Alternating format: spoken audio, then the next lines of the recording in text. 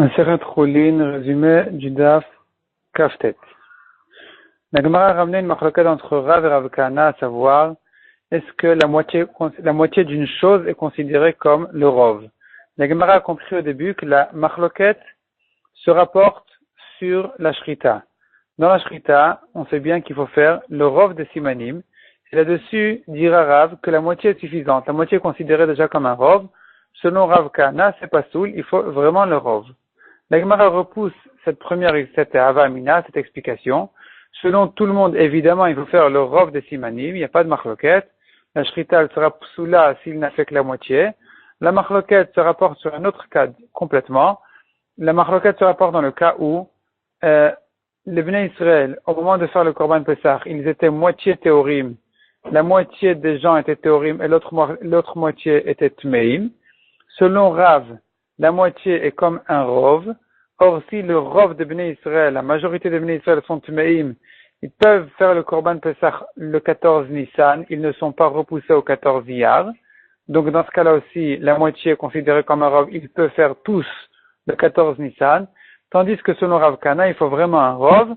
Dans ce cas-là, il manque dans la majorité, ils ne sont que la moitié, ils ne sont pas la majorité, donc ils sont repoussés au deuxième Pessah qui aura lieu le 14 Iyar. La Gemara ensuite demande sur notre Mishnah pourquoi elle s'est répétée en disant deux fois la même idée, à savoir que le rov d'un siman est considéré comme le siman entier. La Mishnah elle s'est répétée au début de la Mishnah, c'est écrit celui qui fait la shrita d'un oiseau, d'un siman ou d'une bête de simanim, c'est kasher, et la majorité d'un siman est comme le siman entier. À la fin de la Mishnah, la Mishnah a répété que le rov d'un siman chez les oiseaux et de deux simanim chez les bêtes, c'est kasher. Pourquoi la Mishnah a besoin de se répéter? Répond la Gemara, un cas parle de choulin, et un cas parle de kodashim. Donc nous avons la shrita d'une bête classique et nous avons la shrita d'un korban. Dans tous les cas, pour ça que la Mishnah s'est répétée, pour dire que dans les deux cas, le rov d'un siman est considéré comme le siman entier. La Gemara explique pourquoi est-ce qu'on a besoin de le dire dans les deux cas, aussi bien en ce qui concerne les korbanot que les choulin, les pas korbanot. Et la Gemara ramène 4 preuves pour dire que c'est la Reisha qui parle de choulin. Le début de la Mishnah parle de choulin, et c'est la fin de la Mishnah. Quand la Mishnah s'est répétée une deuxième fois, c'est à ce moment-là qu'elle fait allusion au korbanot. Et donc, quand la Mishnah s'est répétée, c'est pas une répétition. Le début de la Mishnah parle de choulin. En ce qui concerne le choulin, dit la Mishnah, sache que il faut faire le rov des simanim. Moins que ça, c'est insuffisant. Et à la fin de la Mishnah, donc la Mishnah ne se répète pas, simplement elle vient d'apprendre que même en ce qui concerne les korbanot, le rov de la shrita est une shrita. Là, ne crois pas qu'il y a besoin de faire plus que ça pour recevoir plus de sang. Le rov du siman est suffisant. Donc, la Gemara ramène 4 preuves pour dire que le début de la Mishnah, c'est là où on parle de choulin, et la fin de la Mishnah, c'est là où on parle de kodashim, de korban. La Gemara ajoute aussi que Resh Lakish aussi pense que le début de la Mishnah parle de choulin et la fin, c'est elle qui parle de kodashim, parce que Resh Lakish dit que la fin de notre Mishnah, en fait, elle fait allusion à une Mishnah dans Yoma, qui parle de Yom Kippour, où là-bas on voit que le Kohen Gadol fait le rov de la Shrita, et un autre Kohen termine la Shrita, parce que le Kohen Gadol il doit recevoir le sang, donc il ne peut pas terminer la Shrita. Et là-bas, on pourrait se poser la question, mais quel est le din s'il n'a pas terminé la Shrita? Si l'autre Kohen n'a pas terminé la Shrita, donc on n'a que le Kohen Gadol qui a fait le rov des simanim, il n'y a pas un autre Kohen qui a terminé, vient notre Mishnah nous apprendre à la fin, dans la Sefa, que c'est quand même kasher parce que le rov est suffisant. La majorité des simanim, c'est suffisant, il n'y a pas besoin de plus que ça. Ensuite, on a un autre sujet qui ramène une machloket, à savoir, est-ce que la shrita s'appelle shrita depuis le début de la shrita ou elle ne s'appelle shrita qu'à la fin de la shrita? La Gemara dit que, sache, dans le cas où un goy a commencé la shrita et un juif est terminé, il n'y a pas de machloket, c'est pas soul. Dans un cas où on a pris une olataof, donc une volaille de ola, et qu'il y a fait la melika d'un siman en bas, du premier siman en bas, alors qu'il aurait dû faire les deux simanim en haut du misbeach, il a fait le premier en bas, le deuxième en haut. Ici aussi, c'est pas soul, selon tout le monde. Dans le cas, par contre, où il a fait la shrita d'une volaille en faisant un siman à l'extérieur et un siman à l'intérieur, c'est là où on a la marloquette. Selon celui qui dit que la shrita s'appelle shrita depuis le début, eh bien cet homme-là il est chayav car il a fait la shrita d'un korban à l'extérieur. Selon celui qui dit que non, la shrita ne s'appelle shrita qu'à la fin, eh bien le premier siman qui a été fait à l'extérieur ne s'appelle pas shrita, donc il est patour. Ça s'appelle pas qu'il a fait la shrita d'un korban à l'extérieur. Il y a un deuxième avis qui pense que dans ce cas-là, il n'y a pas de marloquette.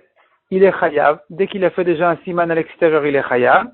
La marloquette, elle est dans le cas où il a fait le mute des simanim. Donc, il n'a même pas fait un siman entier ou le rov d'un siman à l'extérieur. Il a que commencé un siman ou un ou deux simanim à l'extérieur. Il n'est pas arrivé au rov. Et il est arrivé au rov à l'intérieur. C'est-à-dire, il a rentré la volaille dans la zara et c'est là où il a terminé sa shrita. C'est là-dessus que sont en marloquette, donc c'est deux amoraïm, à savoir, est-ce que la shrita est considérée shrita depuis le début et qu'il est chayav, et donc il est chayav, ou bien elle ne s'appelle shrita qu'à la fin, et donc il est patour sur le début de la shrita qui a eu lieu à l'extérieur. Ça s'appelle pas une shrita d'un korban qui aurait eu lieu à l'extérieur. La Gemara veut objecter d'une Mishnah qui dit que tous ceux qui font la paradouma, la vache rousse, ils sont tous tmeim, eux et leurs habits. Et la Mishnah précise que s'il y a eu un psoul au milieu de la shrita, eh bien, celui qui a fait le début de la shrita, si le psoul a eu lieu au milieu de la shrita est psoula. Et donc, il n'y a pas ce problème-là de touma. Parce que ça s'appelle pas une shrita kshera de la vache rousse. Et là, ça devrait objecter celui qui dit que ça s'appelle shrita depuis le début. On aurait dû dire que le début de la shrita est considéré comme déjà une shrita pour rendre tamé. Répond la Gemara, non, sur ça il n'y a pas de discussion. Si la shrita est devenue psoula, selon tout le monde, c'est pas une shrita. Même le début, c'est pas une shrita. Donc, ça c'est pas une question. Simplement, ce qu'il y a, oui, comme question, c'est qu'on aurait dû parler d'une shrita kshera. Il n'y a eu aucun psoul pendant la préparation de cette vache rousse. Simplement, on peut trouver un cas. La question elle est pourquoi est-ce qu'on a besoin de parler d'un cas de psoul quand on cherche à faire la différence entre les premières personnes et les dernières personnes, qu'une partie sont théorim et une partie sont tmeim. Là-bas, on a trouvé le cas, c'est dans le cas où le psoul a lieu pendant l'azot du sang. Pendant qu'il aspergeait le sang de la vache rousse, eh bien, il y a eu un psoul. Et là, on dit que les premiers sont tmeim et les derniers sont théorim. On aurait pu rester dans un cas de kasher, d'une paradouma kshera, et dire que si deux personnes ont fait la shrita, eh bien la première, ça s'appelle pas, selon le mandamar que la shrita ne s'appelle qu'à la fin, shrita, la première personne serait taor et la deuxième serait tamé. Ça c'est une question. Et même selon celui qui dit qu'on ne peut pas faire à deux personnes la shrita d'un korban, on devrait dire que même la seule et même personne qui aurait fait la shrita, si on lui a changé ses habits au milieu, on lui a changé sa kippa au milieu, eh bien, la première kippa, elle devrait être théora, parce que la shrita ne s'appelle pas encore shrita, selon ce mandé Amar, et c'est que la deuxième kippa qui devrait être tuméa.